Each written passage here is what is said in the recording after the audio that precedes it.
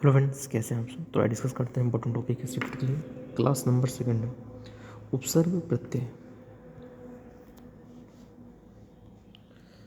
देखिए, इसमें कहा गया है कि उपसर्ग वे शब्दांश होते हैं जो किसी शब्द के पहले आकर उसका विशेष अर्थ प्रकट करते हैं। जैसे उपसर्ग शब्द रूप है अति, अत्युक्त, अत्यंत, अत्याचार, अतिव्यक्ति इत्यादि। ये सब आदि से बना अध्यक्ष, अध्यात्म, अधिकतर इत्यादि।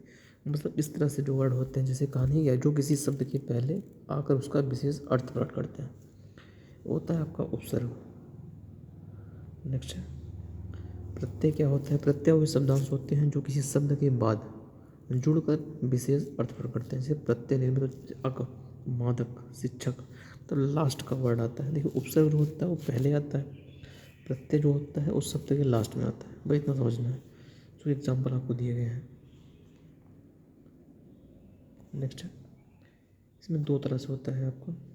जो पहले आपका कृत प्रत्यय, नेक्स्ट है आपका तद्धित प्रत्यय। सेम हो ही रहता है। जैसे निर्मित शब्द है ई, वैदेही, मैथिली ई, तो लास्ट में ई आ रहा है। आयन, वासायन, कात्यायन, इस तरह का वर्ड आता है, तो आपका ये तद्धित प्रत्यय होता है। आइए समझते हैं क्वेश्चन में। देखिए, सीटेट में पूछा गया 21 जनवरी 2024 में कि विधान में एक प्रत्यय लगाने पर शब्द बनेगा। तो विधान मतलब बनेगा, विधानिक नहीं होगा, विधानिक नहीं होगा वैधानिक। एक प्रत्यय आ रहा लास्ट में, तो आपका ऑप्शन नंबर थर्ड हो जाएगा। कहा गया है व्याख्या में प्रत्यय ऐसे शब्दांश होते हैं जो मूल शब्दों के बाद में जोड़े जाते हैं। एक प्रत्यय से संबंधित शब्द जैसे मुख प्लस एक मौखिक हो गया, लोक प्लस एक लौकिक हो गया, इतिहास प्लस ऐतिहासिक हो गया, धर्म प्लस एक धार्मिक हो गया। इस तरह से वर्ड जो होते हैं वो के प्रत्यय होते हैं। लास्ट के जो लास्ट में जो शब्द निकलता है वो प्रत्यय में आता है। नेक्स्ट है, जैसे इसमें नैतिक शब्द ने किस प्रत्यय का प्रयोग किया गया है? इक आ रहा है नैतिक, तो लास्ट में ऑप्शन नंबर थर्ड होगा।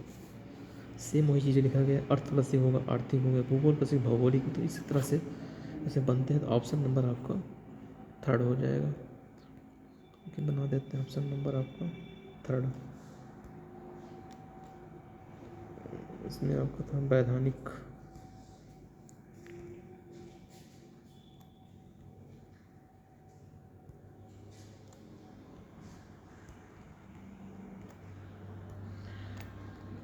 नेक्स्ट है पर्यावरण में उपसर्ग और मूल शब्द।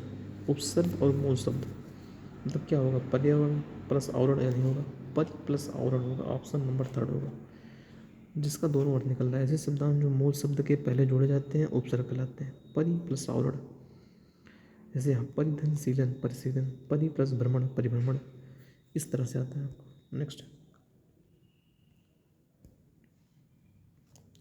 मानव शब्द में किसी प्रत्यय और उपसर्ग का प्रयोग किया गया है। मानव, मानव दो वर्ड आएंगे, एक मानवीय होगा, मतलब आगे जो वर्ड जुड़ता है वो आपका क्या होता है? उपसर्ग होता है, और पीछे जुड़ता है आपका वो प्रत्यय होता है। जैसे आ प्लस मानो प्लस ई, अमानवी, तो आ आपका जो हो जाता है वो होगा उपसर्ग, और ई जो लास्ट में वर्ड आ रहा है आपका वो होगा प्रत्यय।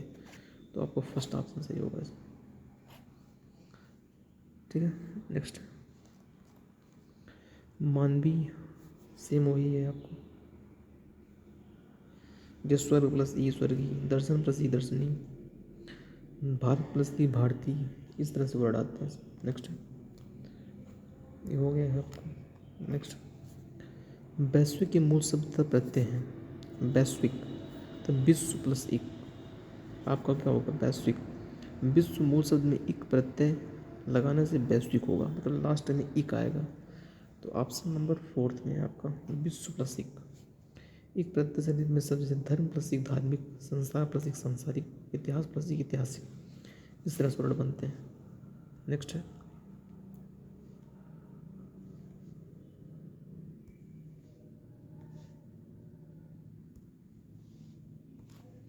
यहाँ पर आधारित में प्रत्यय आधारित इत लास्ट में आ रहा है, तो ऑप्शन नंबर सेकंड हो जाएगा। आई होप समझ आ रहा होगा आपको। जैसे नीचे बना है शिक्षा प्लस शिक्षित, द्रव प्लस द्रवित, पीड़ा प्लस पीड़ित, आधार प्लस आधारित, मतलब इत वाला लास्ट में आ रहा है आपका, ये आपका प्रत्यय हो गया।